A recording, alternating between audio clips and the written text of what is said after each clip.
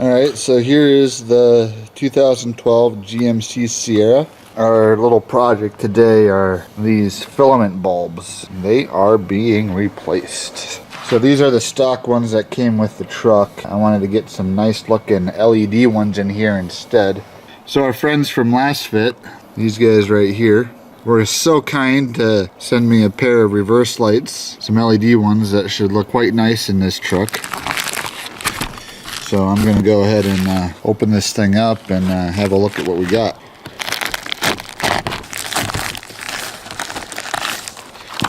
And this is what we got. Nice, there's no polarity on these. And being LED, they should be quite bright. They even advertise that it's much brighter than halogen, which is fantastic. That's exactly what we're looking for. So we'll move on to installation here in a second. So this is all you need. We've got the LEDs I just showed you, and then this is a Phillips head screwdriver, and we'll be taking out these two screws right here. So it's a pretty simple process, and before we actually take out these lenses and remove the old reverse bulbs, we'll show you a comparison shot of what the old one looks like versus what the new ones.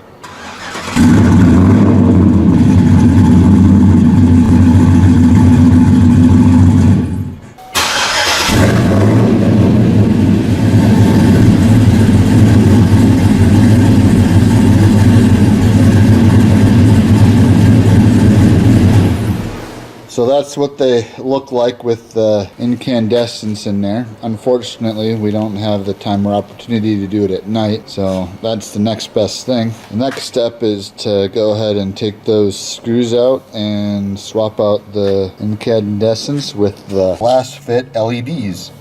So the next step is these two screws right here need to be removed. So I'll take my handy dandy Phillips.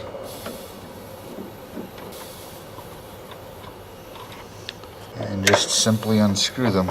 I'm making sure to support it with my left hand over here because sometimes they like to fall out, and if they pull out far enough or hard enough, you could risk damaging the wires. Right down in there, that's the bottom bulb, which was the reverse light, and all you got to do is get in there, give it a little twist, and it pulls right out. And then these are just blade style, and they simply pull out like that. And don't do what I do right there and drop the light. So I'm going to go ahead and pull out one of the Lasfit LEDs. So they're in a nice little tray. They both come out together. And now, like the back of the package says, there's no polarization here, so it can go in either way. And it goes ahead and slides right back in just like that. And then all you got to do is slip it back in. Same orientation it came out, which is right there, and twist it back in the spot. That's all you got to do to install it. Now we got to just replace the lens. You see those right there? There's holes in this enclosure that they go ahead and slide into. So all you got to do is line it up and slide it into position, and those screws are ready for reinstallation. I'm just going to get them restarted here so it doesn't fall out. And then all I got to do is screw these back in. I don't want to make it too tight. And then the procedure for doing this is going to be exactly the same for the other side.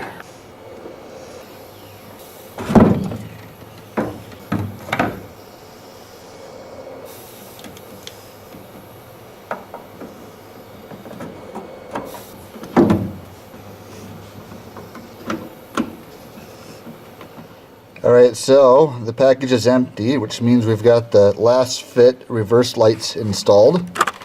Go ahead and close up this tailgate. And this is what they look like installed. Not a huge difference. I mean, you can only really tell if you're looking up close. But we'll go ahead and get this truck started and have a look at what they look like.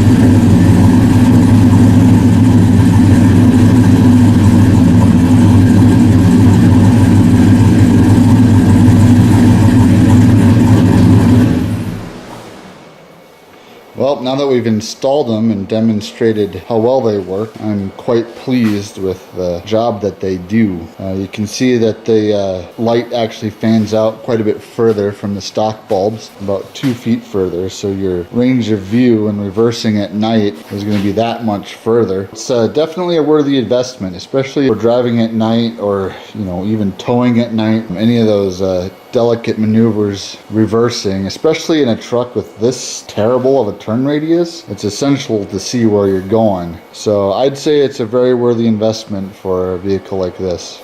The procedure for doing this would be pretty much the same for a Silverado. I'm pretty sure the reverse light is not the one on the bottom, it's the one in the middle. So instead of doing this little guy down here, you'd be doing this little guy right here. And if you want to be super fancy, you could of course change out all of these bulbs. I mean, you could invest in some red bulbs for the brake lights, but then you got to do resistors, which we've done on this truck before. You can check out the other videos of those, but it is one extra step you'd have to do in order to make the install successful. Speaking of which, let me turn these bulbs on.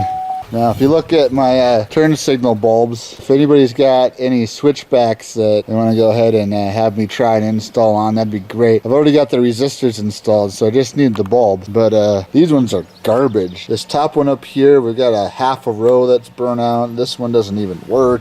Saw this one over here flickering a moment ago, and I'll demonstrate real quick what a switchback actually is. So this is what a switchback does. When you just have them on, they're white, but when you have the turn signal on, they're supposed to switch back and forth between white and orange. They make them all official looking. But when they don't want to work, they behave like my left turn signal does, and it just constantly flashes white. Now, why it's only doing it on the one side and not the other, I'm not sure. I did check out the resistors. After one of our many engine projects, they just stopped. So that's the installation. It's pretty simple. And remember, we could use some new switchbacks. Wink, wink. One last thing. These are the Lasfit low beams that we installed last year. As you can see, and I'll get a little closer so you can hear the fan. Nice and quiet, which means the bearings in there are still good. So they're still in excellent running order even a year later. So just another credit to the quality of Lasfit's product.